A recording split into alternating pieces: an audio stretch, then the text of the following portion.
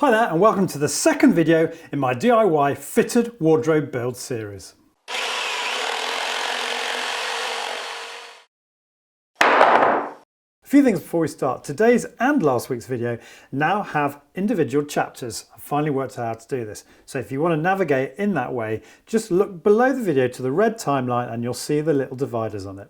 Now, today's video was meant to be an update on week 2 of the build, but I was really keen to pass on to you some of the key observations and lessons that I learnt from the first week of the build, and this has unfortunately morphed into a video in its own right. So my video updating you on week 2 of the build will be coming out this weekend.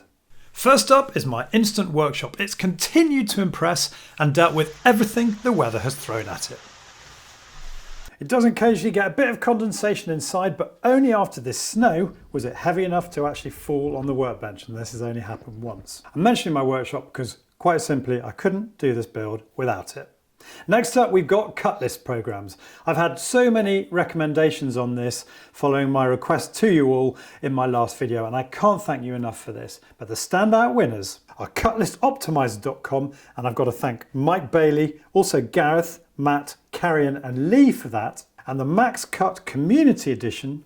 Again, Thierry and Max, Phil's Craft Corner and David, amongst others, have recommended that. I'm sure one of these two programs will massively help in the preparation of your project. Should you get your timber pre-cut? Well, this would probably have shaved days off my build. But don't forget, you'll be paying roughly around 75 pence plus VAT per cut. And in my case, as I've got the tools, the circular saws, it seems sacrilegious not to use them. Also, I've got to confess, I just haven't been organised enough at the start of my project to get all the timber pre-cut. And in this wonky old room, there's been a lot of head scratching involved to get these carcasses to slide into place with a millimetre accuracy, leaving just 2 small gaps at the left and right hand sides of the run. But clearly, if you have all your timber pre-cut, you're avoiding all that MDF dust, and more on that in a minute.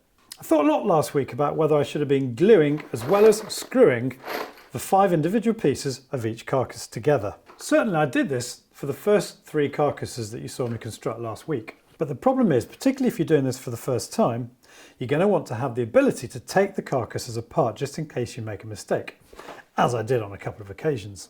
And after all, once these carcasses are all in position, they're not going anywhere. So my suggestion to you, if you're making your first wardrobe project, perhaps just rely on the screws, at least until you're completely happy with the way it's all gone together. In my effort this week to achieve millimetre precision with my carcass cuts, I've discovered a few things. Firstly, not to assume that this track guide is engineered correctly, because do you see that gap there? That is what I need to bolt it at for it to be perfectly straight, and it wasn't for the first 3 carcasses, so I've had some deviations in my cuts. And the second point, which will be obvious to the professional carpenters out there, but is something that you sometimes forget in the haste of trying to get the job cut and finished. If this is your cut and you want to retain this piece of MDF, this bit here being the waste, the thing not to do is to cut it like this here. What I should be doing is cutting it like this with the piece that I want to keep underneath the track. That way, the track is protecting the retained piece from the blade, because this white splinter guard when you get the track is deliberately too wide and is cut down by the blade on its first run down the track. So on subsequent cuts, you know exactly what the blade is removing. If I made my cuts at this end, as I have to confess I have done from time to time, you're basically having to guess the thickness of your blade so that you don't encroach on the length of the piece of MDF that you're trying to keep. And that is going to be guesswork.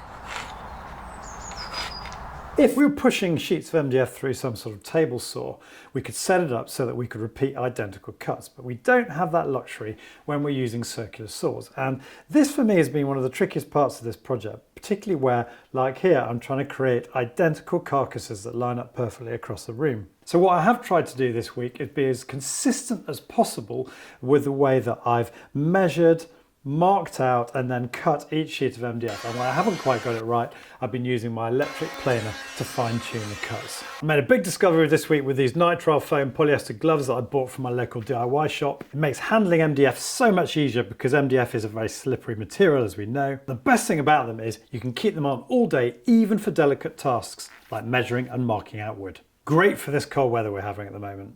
It's a bit of a basic point this, but I did put this sheet of 12mm MDF down here. It's an offcut from one of the carcasses I was making. And it was really to give me a nice flat base to work off when I was constructing the carcasses. But what I have found about it is it's actually been really useful as a way of manhandling the carcasses around before sliding them onto the plinth, and actually off the plinth as well, where I've needed to remove them to fine-tune the setup of the carcasses, that sort of thing. And finally, we get to arguably the most important lesson learned from last week, and that is managing the enormous amount of harmful MDF dust generated from each cut. And I want to thank all of you out there who very gently, politely pointed out to me that perhaps I was being a bit foolhardy in just relying entirely on my leaf blower to rid my workshop space of all this dust.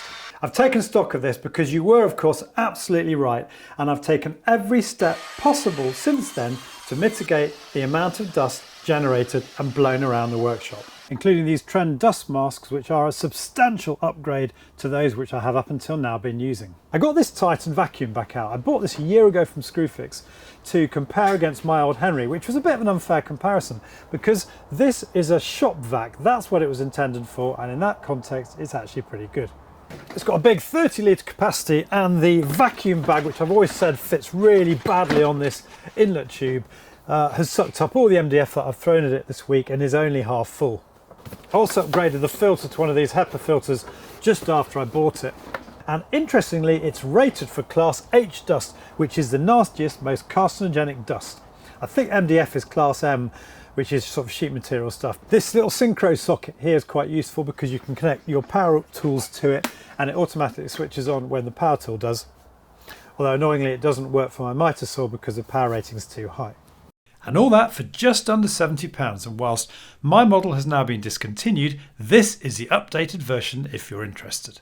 And this week I've connected it to everything, from my old Bosch sander to my DIYte router, which by the way I've never ever used the vacuum attachment for and I've had for about 20 years, but was incredibly efficient. It vacuumed up basically all the MDF dust generated. And believe me, routers kick out a lot of dust. And also my circular saw, but annoyingly, as you saw in the clip earlier, the dust still flew everywhere from the circular saw. Problem is, circular saws are not really designed for maximum dust extraction. If you want that, you want to go with a plunge saw, where the blade is totally contained and therefore much more efficient at sucking up dust. And also, arguably, plunge saws are more designed for the sort of job I've been doing this week and will probably give you a more accurate cut. Now, a few of this week have also suggested I make myself a cyclonic dust extractor. I mean, this is a pretty big capacity, 30 litres, so, you know, I've been wondering whether that would be particularly useful. But intrigued as I was about this, I made one this morning. I think the advantage of this is I'll be able to dispense with that badly fitting dust bag, which will, I guess, further increase what's already a pretty good suction through this. I'm going to use this a lot in the week 3 of the build, so I'll let you know how I get on with it. So that's it for now. I hope you found that reasonably interesting and those points weren't too blindingly obvious. It's -1 degrees outside, which you'd hardly know with this lovely heater behind me, but I'm going to crack on now with the edit for week 2 of the wardrobe build, and I'll see you at the weekend.